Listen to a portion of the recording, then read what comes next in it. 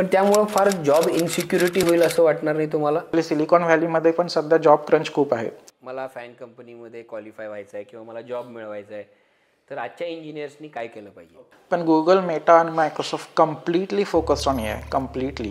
Indians आणि Chinese they are taking over the entire software industry.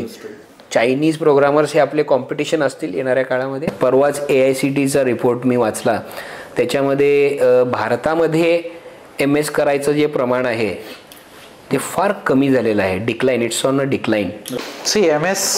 MS जे फॉरेनला जाऊन करतात राईट, त्याच्यामागे एकच मोटिवेशन असतं की बाहेर जायचं आहे. आता colleges have to compete with online tutors.